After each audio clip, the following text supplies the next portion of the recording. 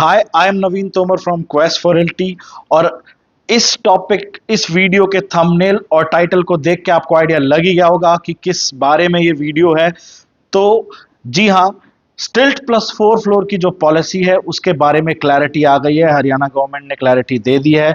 अभी रिसेंटली एक press note release किया है। उस प्रेस नोट में 12 पॉइंट्स थे। उन 12 पॉइंट में से 4 ऐसे पॉइंट हमें लगे जो बहुत इंपॉर्टेंट हैं, एक कॉमन होम बायर के लिए, एक नॉर्मल होम बायर के लिए जो बिल्डर फ्लोर खरीदना चाहते हैं। बाकी के सभी पॉइंट्स जो हैं वो या तो बिल्डर्स के लिए हैं या फिर उन लोगों के लिए जो टेक्निकल एक्सपर्ट्स हैं, टेक्निकल जो नॉलेज रखते हैं, जिनका काम है, जो वेंडर्स हैं उनके लिए हैं, या फिर उन लोगों के लिए हैं जो खुद से बिल्डर फ्लोर बना रहे हैं अपना प्लॉट खरीद के। तो ये 4 पॉइंट्स पे डिस्कस करेंगे। नॉन डीडीजेवाई, डीडीजेवाई प्लॉट्स, इनके लिए क्या है इस पॉलिसी के अंदर। और पीछे एक बहुत न्यूज चल रही थी कि जिन्होंने चौथा फ्लोर बना दिया है उनके चौथे फ्लोर को तोड़ने की, डेमोलिश करने की बात हो रही। तो इस बारे में क्या क्लैरिटी आई है ये भी डिस्कस करेंगे।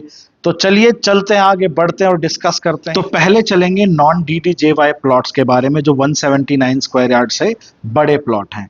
तो उसमें सबसे पहला जो आया है वो आया है जो ऑलरेडी अप्रूव्ड सोसाइटीज थी, जो जिनकी जो जोनिंग थी, जो प्लानिंग थी, अप्रूवल थे, सैंक्शंस थे, वो एज पर स्टिल्ट प्लस 4 फ्लोर के हिसाब से ही हो रखे थे।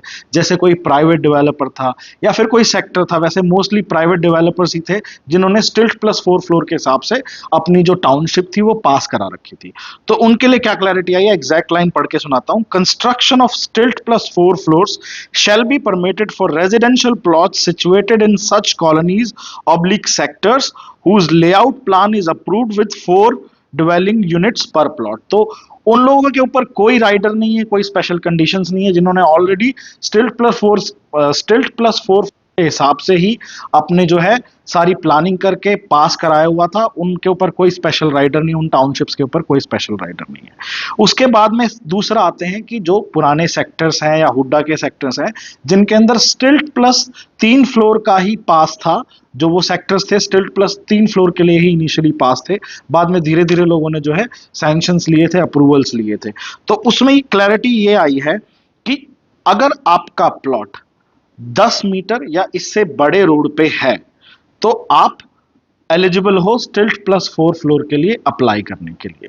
उसके बाद में 2 और कंडीशंस हैं जिनमें से कोई एक कंडीशन क्लियर होनी जरूरी है, पास होनी जरूरी है, यानी ईदर ऑफ देम।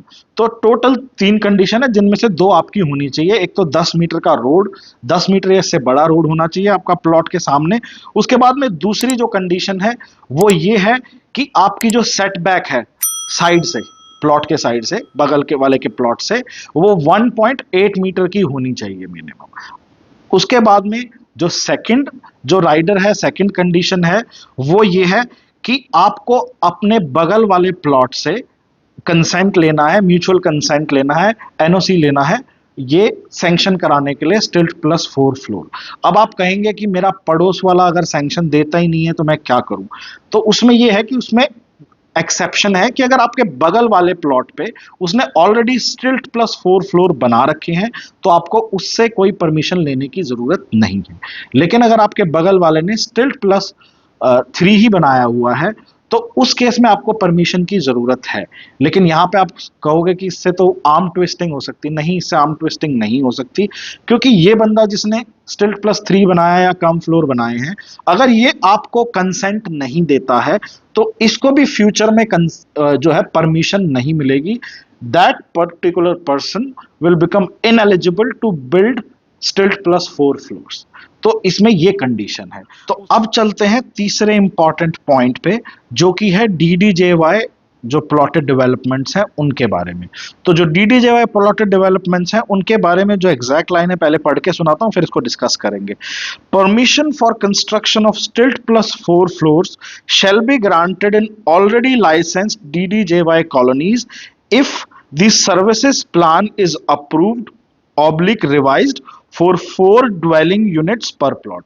यानी कि जिन भी लोगों ने, जिन भी डेवलपर्स ने डीडीजेवाई में 4 फ्लोर्स के हिसाब से जो है सर्विस प्लान बनाया था, अप्रूवल्स लिए थे, यानी कि जो अंदर का इंफ्रास्ट्रक्चर है वो इस तरीके से डेवलप किया है कि वहां पे 4 फ्लोर पे अगर लोग रहते हैं, क्योंकि इसके अंदर 18 पर्सन पर जो है यूनिट यानी कि पर प्लॉट की डेंसिटी आनी चाहिए। तो उसके हिसाब से अगर उन्होंने इंफ्रास्ट्रक्चर डेवलप किया हुआ है तो वो वहां पे 4 फ्लोर बना सकते हैं। लेकिन जो बेसमेंट है, बेसमेंट के बारे में अभी थोड़ी सी मेरे को एम्बिग्विटी लगी, क्योंकि मोस्टली ये कह रहे हैं कि जो 250 मीटर के प्लॉट हैं, उससे बड़े प्लॉट हैं, उसके ऊपर आप बेसमेंट कंस्ट्रक्ट कर सकते हैं, उसके नीचे नहीं कर सकते। लेकिन जो ऑलरेडी, जैसे जो पहला पॉइंट था जो हमने बताया था कि जिन्होंने ऑलरेडी जो अप्रूव्ड सैंक्शनड कॉलोनीज थी जो स्टिल्ट प्लस 4 फ्लोर के हिसाब से ही बनी हुई थी, उनके अंदर आप बना सकते हो बेसमेंट। लेकिन जो स्टिल्ट प्लस 3 यानी कि जो पुराने प्लान के हिसाब से, जो प्लानिंग के हिसाब से जो प्लॉटेड डेवलपमेंट थी, प्लॉटिंग हो रखी थी, उनमें 250 मीटर से नीचे आपको परमिशन नहीं है। उसके लिए एक कंडीशन है, वो आपको बगल वाले प्लॉट से परमिशन लेनी पड़ेगी, या फिर जो है उसमें कुछ कंडीशंस हैं, वो डिटेल में हम, अगर आप चाहोगे तो हम इस टॉपिक के ऊपर एक सेपरेटली की बिल्डर फ्लोर की जो कंस्ट्रक्शन है उसके क्या बायलॉज हैं, क्या रूल्स हैं, रेगुलेशन है, वो भी बना देंगे। और उसमें जो करंट जो जितने भी चेंजेस आए हैं, जो भी नई चीजें आई हैं, वो भी इंक्लूड कर लेंगे। बट उसके लिए हमें थोड़ी सी मोटिवेशन चाहिए होगी।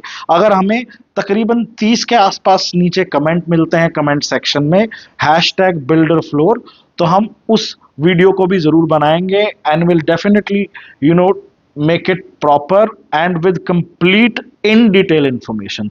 तो ये तो जो थी DDJY के बारे में थे कि आप वहां पे 4 फ्लोर बना सकते हो। बेसमेंट की क्लैरिटी अभी, क्योंकि ये जो पॉलिसी है, जो प्रेस नोट है, ये इनिशियल प्रेस नोट है, अभी डिटेल में भी आएगा, वो भी इसमें लिखा हुआ है कि ये कैसे इंप्लीमेंट होगा, क्या क्या होगा, उसकी डिटेल गाइडलाइंस भी आएंगी।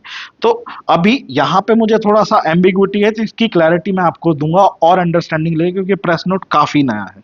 उसके बाद में जो नेक्स्ट इंपॉर्टेंट पॉइंट आता है, जो आता है सबसे इंपॉर्टेंट जो है, वो है कि जिन लोगों ने स्टिल्ट प्लस 4 फ्लोर बना लिए थे, मतलब और विदाउट अप्रूवल बनाए थे, जिसको पीछे बोल रहे थे कि अनअप्रूव्ड है, इलीगल है और वो टूटेगा, तो उसके बारे में क्लैरिटी आई है। तो उसमें मैं एग्जैक्ट पढ़ के सुनाऊंगा, वो बेटर रहेगा कि all such persons who have raised such unauthorised construction may apply to the competent authority for composition of offence. तो मतलब मोटा मोटा यहाँ ये कह रहे हैं कि आपको एक पेनल्टी देनी होगी, और पेनल्टी देके आपका 4था फ्लोर अप्रूव हो जाएगा। अब उसमें 2 केसेस थे चौथे फ्लोर अप्रूव होने में, कि एक वो लोग जिनमें किसी ने अगल बगल पड़ोसियों ने किसी ने कोई ऑब्जेक्शन नहीं दिया हुआ, कोई ऑफिशियल कंप्लेन नहीं दी हुई, तो उनको 90 दिन का टाइम दिया जाएगा, जिसके अंदर उनको वो जो पेनल्टी फीस है वो भरनी है, और 90 दिन के अंदर उनको अप्रूवल मिल जाएगा उसका 4th फ्लोर का। लेकिन अगर किसी के अगेंस्ट किसी ने अड़ोसी पड़ोसी ने कंप्लेन कर रखी है 4 फ्लोर रेज करने के ऊपर, तो उनको एक चांस और दिया जाएगा कि वो अपने पड़ोसी से, अपने बगल के प्लॉट वाले से एक NOC अप्रूवल ले ले। और अगर इसके बाद में भी नहीं होता तो उसके लिए भी उन्होंने एक जो है क्लॉज डाला हुआ है कि then the case shall be decided by passing speaking order. तो इसके बारे में थोड़ी सी और क्लैरिटी और थोड़े दिन में आ जाएगी कि इसके अंदर अथॉरिटी क्या होगी, कौन डिसाइड करेगा, इसकी क्या जुरिस्डिक्शन होगी, तो वो क्लैरिटी अभी इसमें नहीं दी हुई है। बट इन प्रिंसिपल जिन लोगों ने अप्रूवल लेके प्रॉपर सैंक्शंस के साथ में बनाया हुआ है, उनका 4था फ्लोर नहीं टूटेगा, उनको अप्रूवल मिलेगा। Of course they have to pay a penalty, तो वो पेनल्टी जो सरकारी पेनल्टी है वो पे करेंगे, और उसके बाद में उनको परमिशन मिल जाएगी। तो आपको अब चिंतित होने की, परेशान होने की जरूरत नहीं है कि 4थे फ्लोर का क्या होगा। तो ये था अभी तक इस बारे में। बाकी जो अगर आप चाहते हैं सचमुच में हम डिटेल में बनाएं इसके बारे में, तो please comment in the comment section #builderfloor, और हम कंप्लीट डिटेल के साथ में कि कैसे बिल्डर फ्लोर बनाया जाता है, क्या FAR होता है, कैसे FAR इंक्रीज की परमिशन नहीं होती है, कहाँ अप्लाई करना होता है, कैसे क्या करना होता है, कंप्लीट डिटेल में बताएंगे। और अगर आपको ये वीडियो यूजफुल लगा हो तो we request you to share this video with everybody and anybody who is going to benefit from this video. और लाइक करना ना भूलिएगा, कमेंट करना ना भूलिएगा, और चैनल को सब्सक्राइब करना ना भूलिएगा अगर आप चैनल पर पहली बार आए हैं, क्योंकि हम अपने चैनल पे इसी तरीके की छोटी बड़ी सभी न्यूज लाते रहते हैं, एनालिसिस लाते रहते हैं, बहुत सारे वॉक थ्रूज भी कवर करते हैं। आज के लिए इतना ही। मैं नवीन तोमर अब आपसे इजाजत चाहूंगा, फिर मिलूंगा किसी नए वीडियो में किसी नए टॉपिक पर। थैंक यू, दस विदानिया, धन्यवाद।